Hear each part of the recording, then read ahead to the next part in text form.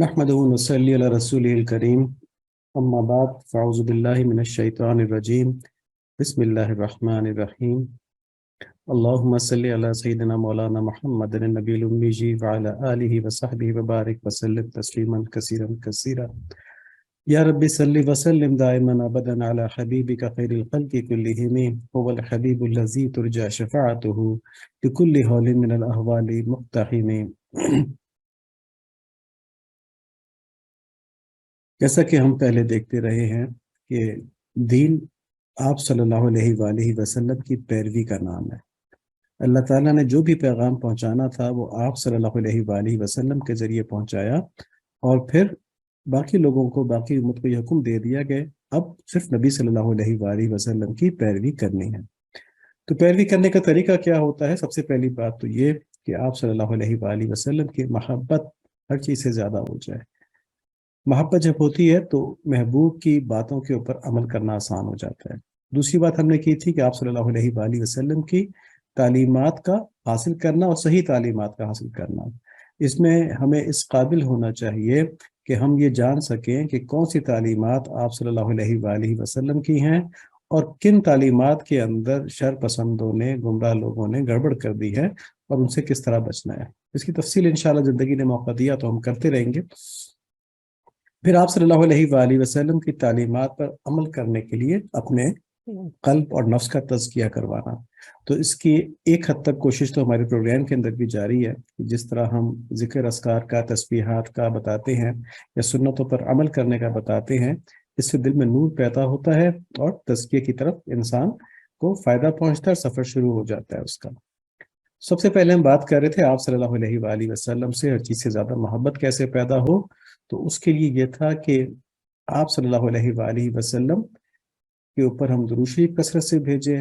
اور آپ صلی اللہ علیہ وآلہ وسلم کی سیرت مبارکہ پڑھیں، جس کا ہمارا سلسلہ چل رہا ہے الحمدللہ۔ درود شریف کی نصیحت بھی کی جاتی ہے،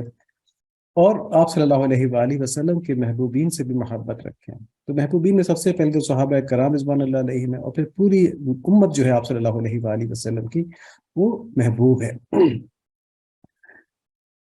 تو صحابہ کرام رضوان اللہ علیہم کے ساتھ محبت کے اوپر بات چل رہی ہے، لیکن یہاں پہ ضمنی طور پہ ایک بات کر دی جائے کہ ہم بحیثیت مسلمان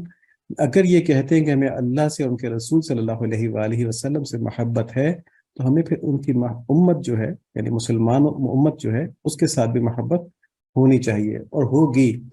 اور اگر ہمیں یہ محبت ہے اور اس کو ہم صحیح طرح سمجھتے ہیں کہ محبت کیا چیز ہوتی، تو اس کا تقاضا یہ ہے کہ ہم اپنی زندگی کے اندر اپنی ضروریات پوری کرنے کے ساتھ ساتھ، اپنی ترقی کے لیے کام کرنے کے ساتھ ساتھ،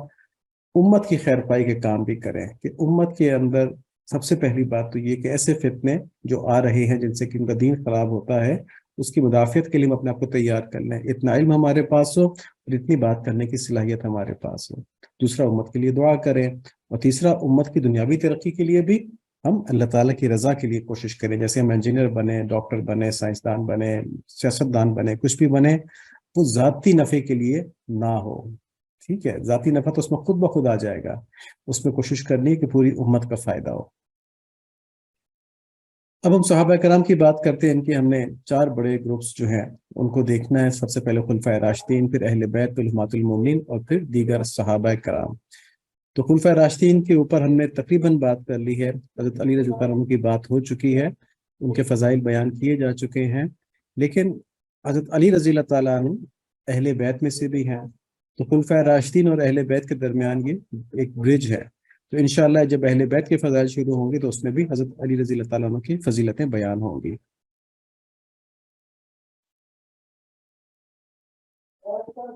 ہم جو بات کر رہے تھے کہ اسلام میں فساد اور فتنہ کا بیج صحابہ رضوان اللہ علیہم سے دوری کے سبب پڑا۔ تو پہلی مرتبہ جب عثمان رضی اللہ تعالیٰ عنہ کو ناحق شہید کر دیا گیا، تو اس وقت کیا ہوا کہ صحابہ کرام جو مدینہ منورہ میں تھے، ان میں سے کوئی بھی یہ نہیں چاہتا تھا، اور باقیوں کو سمجھا رہے تھے یہ مطالبات اپنے آپ سامنے رکھتے ہیں لیکن تشدد کا راستہ نہ اپنائیں، لیکن انہوں نے صحابہ کرام کی بات نہیں سنی، اپنی عقل کی انہوں نے پیروی کی، اور اس کے بعد حضرت عثمان رضی اللہ عنہ شہید ہوئے۔ تو شہید ہونے کے بعد فتنہ فساد کا ایک ایسا باب کھل گیا مسلمانوں میں کہ بڑے بڑے لوگوں کی عقل حیران رہ گئی کہ اس کو کیسے دور کیا جائے۔ اور یہ اس وجہ سے ہوا کہ نبی صلی اللہ علیہ وآلہ وسلم نے فرما دیا تھا کہ اگر مسلمانوں کی یعنی میری امت کے اندر تلوار رکھ دی جائے گی تو پھر قیامت تک نہیں اٹھائی جائے گی. اور اسی حدیث کی وجہ سے حضرت عثمان رضی اللہ تعالیٰ عنہ نے اپنے دفاع کے لیے باقی لوگوں کو منع کر دیا تھا. ایسا نہیں تھا کہ مدینہ منورہ میں اس وقت لوگ موجود نہیں تھے حضرت عثمان رضی اللہ تعالیٰ عنہ کے دفاع کے لیے، وہ باغیوں سے لڑ نہیں سکتے تھے. لیکن تاریخ میں ایک عجیب واقعہ ہے کہ اتنا بڑا بادشاہ، اتنی بڑی سلطنت کا فرما روا حضرت عثمان رضی اللہ عنہ، ان کو نہ اپنی جان کی پرواہ تھی نہ اپنی سلطنت کی پرواہ تھی. انہیں ایک چیز کی پرواہ تھی کہ اگر میں نے تلوار نکلوا دی مسلمانوں کے بیچ میں، یعنی یہ جنگ ہو گئی اور میری وجہ سے ہو گئی، تو یہ تلوار قیامت تک نہیں رکھی جائے گی اور میری وجہ سے مسلمانوں میں قتل و غارت گری شروع ہو جائے گی. تو آپ نے یہ برداشت نہیں کیا، اپنی خلافت بھی دے دی اور اپنی جان بھی دے دی. لیکن جب باغیوں نے آپ کو شہید کر دیا تو تلوار رکھ دی گئی، وہ تلوار نکل آئی مسلمانوں کے بیچ میں، اور اس کے بعد پھر یہ لڑائیاں شروع ہو گئی. تو یہ ایک اللہ تعالیٰ کی طرف سے فیصلہ تھا جس کا کہ کوئی تدارک نہیں کیا جا سکتا تھا. ان لڑائیوں کو بیس بنا کے بہت سے فرقوں نے ایک طرف کے صحابی کو یا دوسری طرف کے صحابی کو برا بھلا کہنا شروع کر دیا. یہ بہت بڑی جہالت کی بات تھی، اور یہ بھی یہودیوں کی سازشوں کا نتیجہ تھا، ایرانیوں کی سازشوں کا نتیجہ تھا کہ مسلمانوں کو آپس میں رخنا ڈال دیا جائے. ہم نے پچھلے لیکچرز میں قرآن شریف کی آیات اور احادیث کی روشنی میں صحابہ رضوان اللہ علیہم کا اللہ تعالیٰ کی جناب میں اور نبی صلی اللہ علیہ وآلہ وسلم کے دربار میں مقبول ہونا اور محبوب ہونا دیکھا تھا. بہت سی آیات پیش کی تھیں، بہت سی احادیث پیش کی تھیں، جن سے ثابت ہوتا تھا کہ صحابہ کرام رضوان اللہ علیہم سے اللہ تعالیٰ راضی ہیں، اور نبی صلی اللہ علیہ وآلہ وسلم ان کے ناموس کے بارے میں، ان کی حرمت کے بارے میں بہت زیادہ نصیحتیں فرماتے ہیں.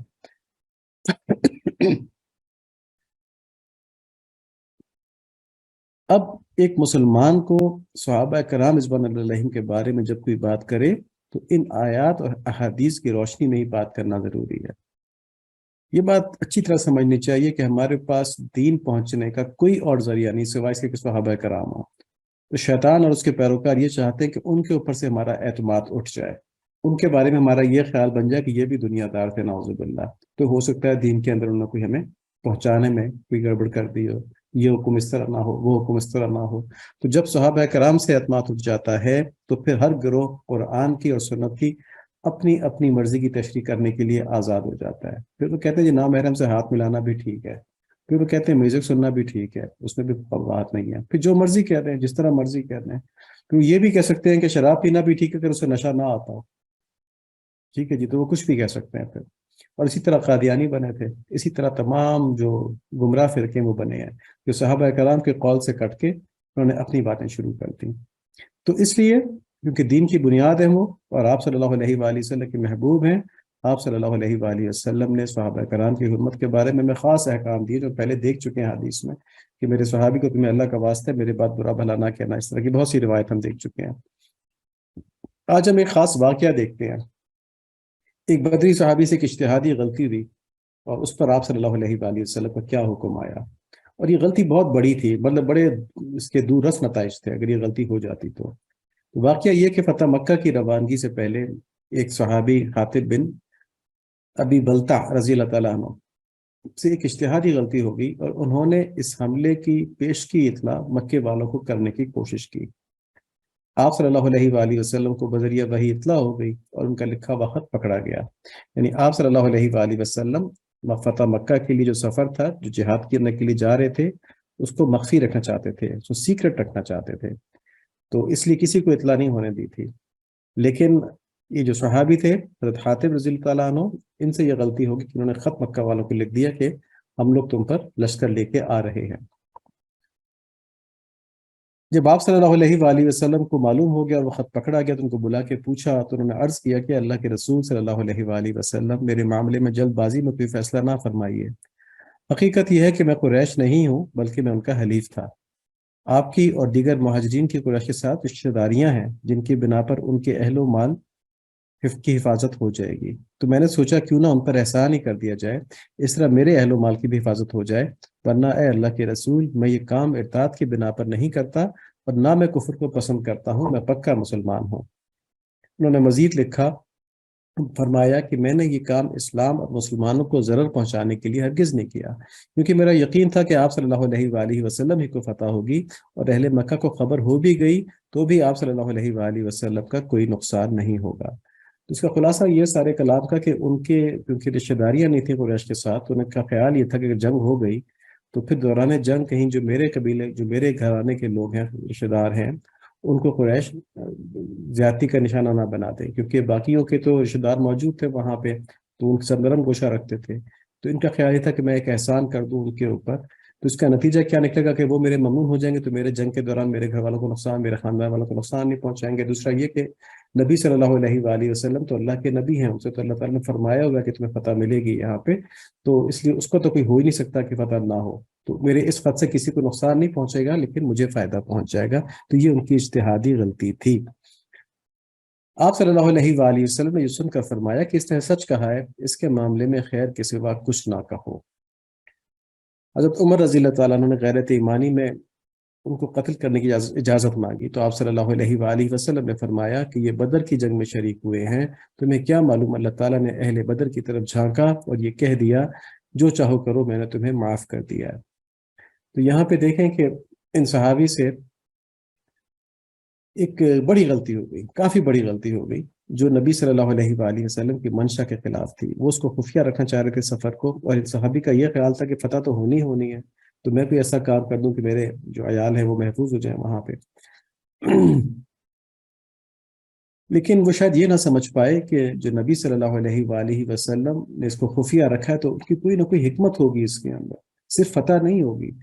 خفیہ رکھنے کی ایک وجہ یہ بھی ہو سکتی تھی کہ آپ صلی اللہ علیہ وآلہ وسلم چاہتے تھے کہ خوریزی نہ ہو، تلواریں نہ نکلیں، ہم جا کے یک یک ان کے اوپر حملہ کریں گے، وہ تیار نہیں ہوں گے، تو پھر وہ مغلوب ہو جائیں گے، اور کم سے کم خوریزی کے ساتھ مکہ مکرمہ فتح ہو جائے، کیونکہ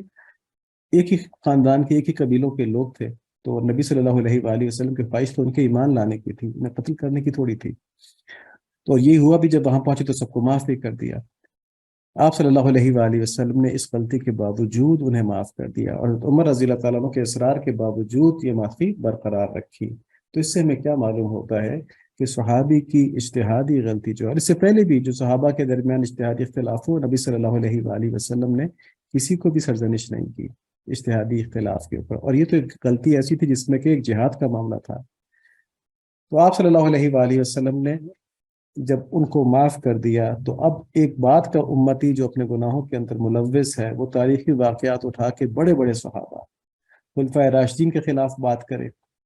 ٹھیک ہے، یا حضرت معاویہ رضی اللہ عنہ کے خلاف بات کرے، یا حضرت اما عائشہ رضی اللہ عنہ کے خلاف بات کرے،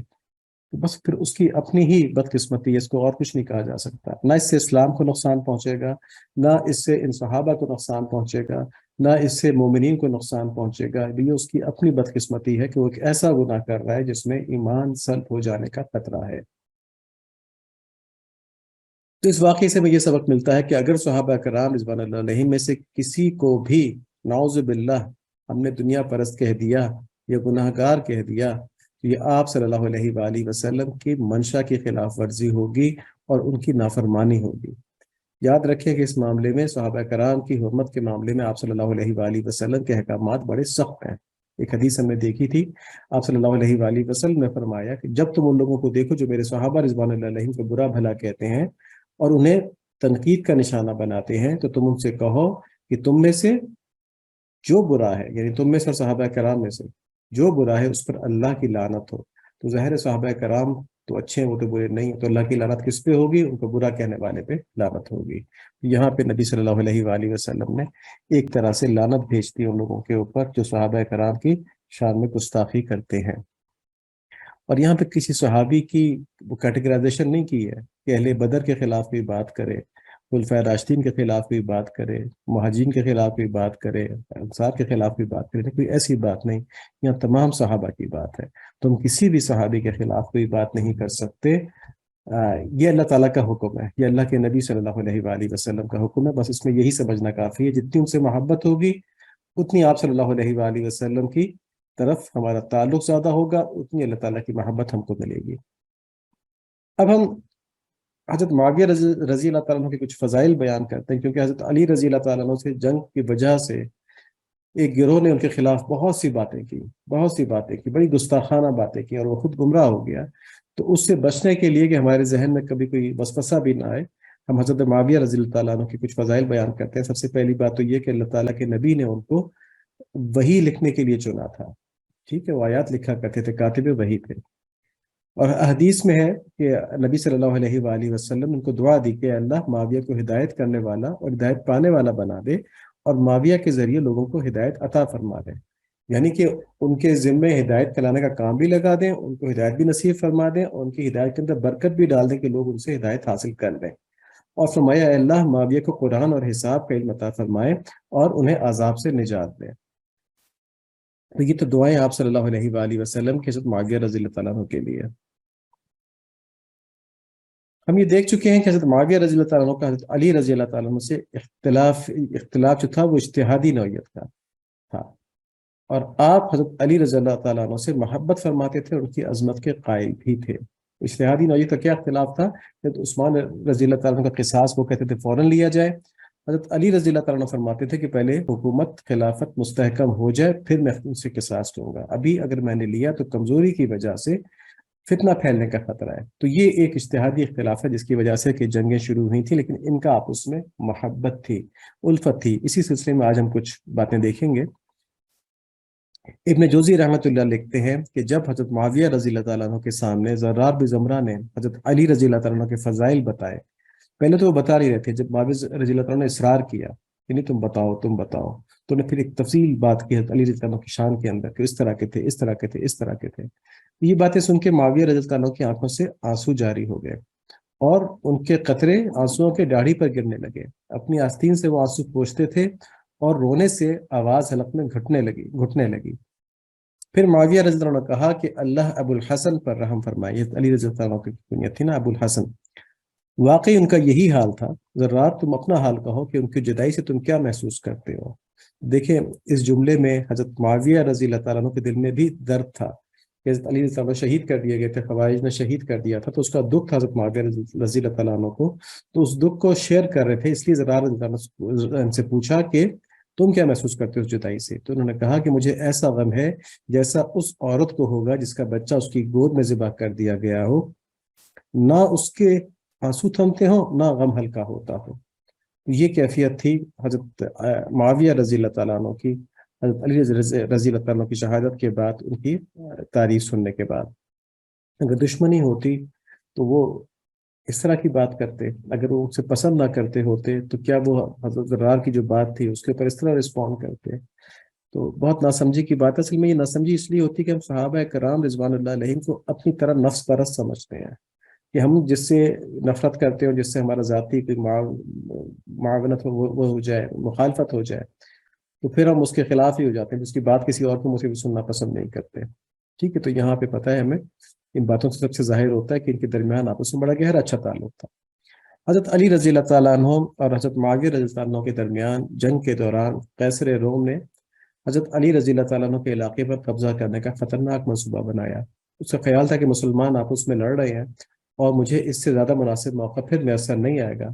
حضرت معاویہ رضی اللہ تعالیٰ عنہ کی فوجیں مضبوط تھیں شام کے علاقے میں، حضرت علی رضی اللہ عنہ کی فوجیں کمزور تھیں۔ اس کا یہ خیال تھا کہ میں حملہ کر دوں گا حضرت علی رضی اللہ عنہ کے اوپر تو آسانی سے فتح ہو جائے گی، اور کیونکہ معاویہ رضی اللہ تعالیٰ عنہ کی اور علی رضی اللہ عنہ کی لڑائی چل رہی ہے آلریڈی، تو وہ بھی خوش ہو جائیں گے میرے اس حملے سے، نہ کہ چلے میں نے ان کے دشمن کے ساتھ ان کی مدد کر دی نا، کہ دشمن کو ان کے دبا دیا میں نے، تو اس طرح جو ہے میں حضرت علی رضی اللہ عنہ سے وہ علاقے چھین لوں گا مسلمانوں کے۔ اب یہ دیکھیں کہ اس کے بعد حضرت معاویہ رضی اللہ عنہ کیا کیا۔ یہ جب خبر حضرت علی رضی اللہ تعالیٰ عنہ کو ملی تو وہ بہت گھبرا گئے، کیونکہ دونوں محاذوں کے اوپر جنگ لڑنا بہت مشکل تھا، دو محاذوں پہ جنگ جاری رکھنا۔ جیسے ہم نے کہا کہ ان کی فوج نسبتاً کمزور بھی تھی، ان کے ساتھ اتنے ہواری اس وقت نہیں تھے، لیکن حضرت علی رضی اللہ تعالیٰ عنہ کی اس پریشانی کو حضرت معاویہ رضی اللہ تعالیٰ عنہ کے خط نے دور کر دیا۔ اور وہ خط کیا تھا؟ آپ نے قیصر روم کو خط لکھا اور بڑے بڑے شدید الفاظ میں لکھا، اس طرح بادشاہوں کا عموماً مخاطب نہیں کیا جاتا، اور کتاب میں لکھا کہ اشد علی الکفار، کہ وہ لوگ جو مسلمان ہیں کفار کے اوپر بڑے شدید ہیں، بڑے سخت ہیں۔ تو یہ خط اس کی ایک تصویر لگتا ہے اس جملے کی نا، کہ کفار پہ کتنے سخت ہے ایسے موقع پہ کہ جب وہ کوشش کر رہا تھا کہ علی رضی اللہ تعالیٰ عنہ کے اوپر حملہ کر دے تو دیکھیں کیا الفاظ استعمال کیے۔ اس خط میں لکھا کیسر روم کو حضرت معاویہ رضی اللہ تعالیٰ عنہ نے، اے لعنتی انسان، مجھے اپنے اللہ کی قسم ہے، اگر تو اپنے ارادے سے باز نہ آیا اور اپنے شہروں کی طرف واپس پلٹ نہ گیا تو کان کھول کر سن، پھر میں اور میرے چچا زاد بھائی تیرے خلاف صلح کر لیں گے، پھر تجھے تیرے ملک سے نکال دیں گے اور زمین باوجود وسعت کے تم پر تنگ کر دیں گے۔ ٹھیک ہے، کھلی دھمکی دے دی کہ پھر ہماری جنگ ختم ہو جائے گی، پھر تمہارے خلاف لڑیں گے ہم۔ اور فرمایا، ایک اور روایت میں ہے لکھا کہ اے نصرانی کتے، اگر علی مرتضیٰ رضی اللہ تعالیٰ عنہ کے خلاف تیرا لشکر روانہ ہوا تو سب سے پہلے حضرت علی مرتضیٰ رضی اللہ تعالیٰ عنہ کا لشکر کے سپاہی بن کر تیری آنکھیں پھوڑ دینے والا معاویہ ہوگا، یعنی کہ میں ان کے سپاہی بن کے تم سے لڑوں گا۔ تو اس کے بعد اس عیسائی کو جنگ کی ہمت نہیں ہوئی، اس نے لشکر واپس بلا لیا اور نہیں لڑا۔ یہاں سے پتہ چلتا ہے کہ حضرت معاویہ رضی اللہ تعالیٰ عنہ حضرت علی رضی اللہ تعالیٰ عنہ کے ساتھ دشمنی نہیں رکھتے تھے۔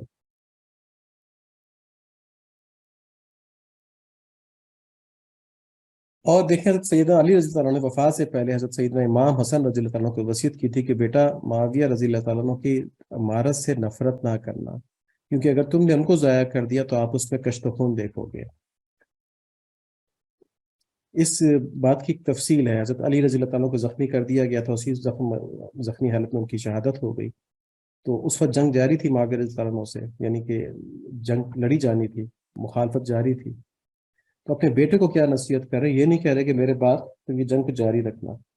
یہ بات نہیں کہہ رہے، بلکہ یہ کہہ رہے ہیں کہ میرے بعد ان کی امارت سے نفرت نہ کرنا، یعنی ان کی امارت کو ایکسیپٹ کر لینا، یہی بات ہوئی نا۔ اور اگر تم نے ان کو ضائع کر دیا تو آپس میں مسلمانوں کے بہت زیادہ تم خون کو بہتا ہوا دیکھو گے۔ تو ان پر اعتماد بھی کیا کہ سلطنت کو سنبھال لیں گے میرے بعد۔ اور دوسری بات اس میں یہ ہے کہ حضرت امام حسن رضی اللہ تعالیٰ عنہ کے بارے میں آپ صلی اللہ علیہ وآلہ وسلم نے فرمایا تھا کہ میرا یہ بیٹا مسلمانوں کی دو جماعتوں کے درمیان صلح کروانے کا سبب بنے گا۔ تو حضرت معاویہ رضی اللہ عنہ کی جماعت کو بھی نبی صلی اللہ علیہ وآلہ وسلم نے مسلمانوں کی جماعت کہا ہے، جنتیوں کی جماعت کہا ہے۔ تو ان کے ساتھ بغض رکھنا، اس میں کتنی، پھر حضرت علی رضی اللہ تعالیٰ عنہ کو بھی غلط کہنا پڑے گا نعوذ باللہ، اور نبی صلی اللہ علیہ وآلہ وسلم کو بھی، کیونکہ اس حدیث کے اندر یہ نہیں فرمایا آپ صلی اللہ علیہ وآلہ وسلم نے کہ یہ منافقین نعوذ باللہ اور مسلمانوں کی جماعت کے درمیان صلح کا سبب بنیں گے، بلکہ کہ مسلمانوں کی دو جماعتوں کے درمیان صلح کا سبب بنیں گے۔ تو آپ صلی اللہ علیہ وآلہ وسلم نے ان کے اوپر اعتماد فرمایا، حضرت معاویہ رضی اللہ عنہ کے اوپر۔ حضرت معاویہ رضی اللہ عنہ فرماتے ہیں کہ میرا حضرت علی رضی اللہ تعالیٰ عنہ سے اختلاف صرف حضرت عثمان رضی اللہ تعالیٰ عنہ کے قصاص کے مسئلے پر ہے، اور اگر وہ خون عثمان کا قصاص لے لیں تو اہل شام میں ان کے ہاتھ پر بیعت کرنے والا سب سے پہلے میں ہوں گا۔ تو ان کے اس قول سے بھی یہ ثابت ہوتا ہے کہ یہ جنگ حکومت کے لیے نہیں تھی، بلکہ ایک دینی مسئلے میں اجتہاد کے فرق کی وجہ سے تھی۔ ورنہ حضرت معاویہ رضی اللہ تعالیٰ عنہ یہ نہیں کہہ رہے تھے کہ اس کے بعد ہم فیصلہ کریں گے کس نے حکومت کرنی ہے، پہلے آپ قصاص لیں پھر ہم دیکھیں گے آپ نے حکومت کرنی ہے کہ میں نے کرنی ہے۔ نہیں، وہ کہتے پھر میں بیعت کروں گا آپ، پھر میں آپ کے پیچھے چلوں گا۔ اور پھر حضرت علی مرتضیٰ رضی اللہ عنہ فرماتے ہیں کہ میرے لشکر کے مقتول اور حضرت معاویہ رضی اللہ عنہ کے لشکر کے مقتول دونوں جنتی ہیں۔ ٹھیک ہے، اب دیکھیں جنگ ہو رہی ہے، مسلمان لڑ رہے ہیں آپس میں اور دونوں طرف جنتی ہیں، تو اس کا کیا مطلب ہوا؟ اور یہ قول کس کا ہے؟ حضرت علی رضی اللہ تعالیٰ عنہ کا ہے، اتنے بڑے صحابی کا جن کو سب مانتے ہیں، اہل سنت والجماعت بھی مانتے ہیں، اہل تشیع بھی مانتے ہیں، سب مانتے ہیں۔ ٹھیک ہے، چند نالائق ناصبی اس طرح کے لوگ ہیں جو کہ ان کے خلاف بھی بات کرتے ہیں، وہ یہ کہہ رہے ہیں، تو اس کا مطلب یہ کہ یہ اجتہادی فرق کی وجہ سے لڑائی تھی، دونوں طرف مسلمان نیک نیتی کے ساتھ دین کی خاطر لڑ رہے تھے۔ حضرت سیدنا علی مرتضیٰ رضی اللہ تعالیٰ عنہ نے جنگ صفین سے واپسی پہ فرمایا، امارت معاویہ رضی اللہ تعالیٰ عنہ کو بھی امارت معاویہ رضی اللہ تعالیٰ عنہ کو بھی خزانہ سمجھو، کیونکہ جس وقت وہ نہ ہوں گے تم سروں کو گردنوں سے اڑتا ہوا دیکھو گے۔ اور جب حضرت علی رضی اللہ تعالیٰ عنہ کی شہادت کے بعد